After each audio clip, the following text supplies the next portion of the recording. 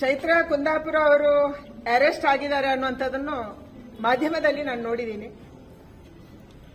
ವೈಯಕ್ತಿಕವಾದಂತ ಯಾವುದೇ ಸಂಪರ್ಕ ನಮ್ಗೆ ಇರಲಿಲ್ಲ.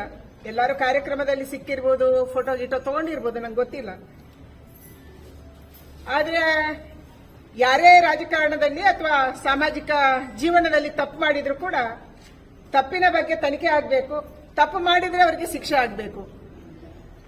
ಅವ್ರು ಏನ್ ಮಾಡಿದ್ದಾರೆ ಇವತ್ತು ತನಿಖೆ ಆಗ್ತಾ ಇದೆ. ಆದ್ರೆ ನಾನು ಒಂದೇ ರಾಜ್ಯ ಸರ್ಕಾರಕ್ಕೆ ಕೇಳುವುದು, ನಿಷ್ಪಕ್ಷಪಾತವಾದಂತ ತನಿಖೆ ಆಗಲಿ, ತಪ್ಪು ಮಾಡಿದ್ರೆ ಶಿಕ್ಷೆ ಆಗಲಿ, ತಪ್ಪು ಮಾಡಿಲ್ಲ ಅಂದ್ರೆ ಅನವಶ್ಯಕವಾಗಿ ತೊಂದರೆ ಕೊಡೋದು ಬೇಡ. ಅವರ ಬಗ್ಗೆ ಯಾವ್ಯಾವ ಮಾಹಿತಿ ಇದೆ ಅನ್ನುವಂಥದ್ದನ್ನ ಇವತ್ತು ಪೊಲೀಸರು ಸಂಗ್ರಹ ಮಾಡ್ತಿದ್ದಾರೋ ಅದರ ಬಗ್ಗೆ ಕೂಡ ಉನ್ನತ ಮಟ್ಟದ ತನಿಖೆ ಆಗಲಿ ಅನ್ನುವಂತ ಆಗ್ರಹ ನಮ್ದಿದೆ. ಚಿಕ್ಕಮಗಳೂರು ಕ್ಷೇತ್ರದಲ್ಲಿ ಚೈತ್ರಕ್ಕೆ ಟಿಕೆಟ್ ಸಿಕ್ಕಿದೆ ಅಂತ ರಾಜಕಾರಣದಲ್ಲಿ ಯಾರಿಗೆ ಟಿಕೆಟ್ ಕೊಡಬೇಕು, ಎಲ್ಲಿ ಟಿಕೆಟ್ ಕೊಡಬೇಕು, ಯಾವಾಗ ಕೊಡಬೇಕು, ಇದನ್ನ ರಾಜಕೀಯ ಪಾರ್ಟಿ ತೀರ್ಮಾನ ಮಾಡುತ್ತೆ. ಭಾರತೀಯ ಜನತಾ ಪಾರ್ಟಿಗೆ ಒಂದು ಗಟ್ಟಿಮುಟ್ಟಾದಂತ ನೇತೃತ್ವ ಇದೆ. ನರೇಂದ್ರ ಮೋದಿ, ಅಮಿತ್ ಶಾ, ನಡ್ಡಾ ಅವರಂತ ನೇತೃತ್ವದಲ್ಲಿ ಲೋಕಸಭೆಗೆ ಯಾರು ಸ್ಪರ್ಧೆ ಮಾಡಬೇಕು ಅಂತ ಹೇಳಿ ಅವರು ನಿರ್ಧಾರ ಮಾಡ್ತಾರೆ. ಅದಕ್ಕಾಗಿ ಯಾರೇ ನಾನು ಅಲ್ಲಿ ಸ್ಪರ್ಧೆ ಮಾಡ್ತೀನಿ, ನಂಗೆ ಇಲ್ಲಿ ಟಿಕೆಟ್ ಸಿಗುತ್ತೆ ಅಂತ ಯಾರೇ ಹೇಳ್ಕೊಂಡ್ರು ಕೂಡ ಅದಕ್ಕೇನೋ ಬೆಲೆ ಇರೋದಿಲ್ಲ, ಕಿಮ್ಮತ್ತಿರೋದಿಲ್ಲ. ರಾಜಕೀಯ ಪಾರ್ಟಿಯಲ್ಲಿ, ಅದು ರಾಷ್ಟ್ರೀಯ ಪಕ್ಷದಲ್ಲಿ ರಾಷ್ಟ್ರೀಯ ನಾಯಕರು ತೀರ್ಮಾನ ಮಾಡ್ತಾರೆ ಯಾರು ಎಲ್ಲಿ ಸ್ಪರ್ಧೆ ಮಾಡಬೇಕು ಅಂತ ಹೇಳಿ. ಅವರು ಆ ತರ ಯಾವುದೇ ಹೆಸರನ್ನ, ಸ್ಪೆಷಲಿ ನನ್ನ ಹೆಸರನ್ನೇನಾದ್ರೂ ಬಳಕೆ ಮಾಡಿದ್ರು ಅಥವಾ ದುರುಪಯೋಗ ಮಾಡಿದ್ರಂದ್ರೆ ಅದರ ಬಗ್ಗೆ ಕೂಡ ಕ್ರಮ ಕೈಗೊಳ್ಳಬೇಕನ್ನುವಂಥದ್ದನ್ನ ನಾನು ಪೊಲೀಸ್ ವರಿಷ್ಠಾಧಿಕಾರಿಗಳಿಗೆ ಕೇಳ್ಕೊಂತ ಇದ್ದೀನಿ, ವಿನಂತಿನೂ ಮಾಡ್ತೀನಿ. ಈ ಬಾರಿ ತುಂಬಾ ಮಳೆ ಕೊರತೆ ಇದೆ, ಹಾಗಾಗಿ ರಾಜ್ಯ ಸರ್ಕಾರ ಈಗ 161 ತಾಲೂಕನ್ನು ಮಾಡಿದ್ದಕ್ಕೆ ಅವರಿಗೆ ಶಿಕ್ಷೆ ಆಗಬೇಕು.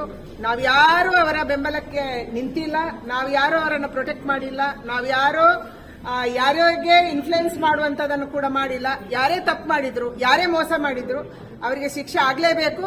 ಮತ್ತು ನಾನು ಬಹಳ ಸ್ಪಷ್ಟವಾಗಿ ಹೇಳ್ತೀನಿ, ನನಗೆ ಯಾರದ್ದೇ ನೇರವಾದಂತಹ ಸಂಪರ್ಕ ಚೈತ್ರ ಕುಂದಾಪುರದ ಜೊತೆಗೆ ಇರಲಿಲ್ಲ. ಅದಕ್ಕಾಗಿ ನಮಗೆ ಯಾವುದೇ ಸಂಬಂಧ ಇಲ್ಲ. ಕಾನೂನಿನಂತೆ ಕ್ರಮವನ್ನು ಕೈಗೊಳ್ಳಬೇಕು ಮತ್ತು ತನಿಖೆ ಆಗಬೇಕು ಅನ್ನುವಂಥದ್ದನ್ನ ನಾನು ಪ್ರಾರ್ಥನೆ ಮಾಡ್ತೀನಿ.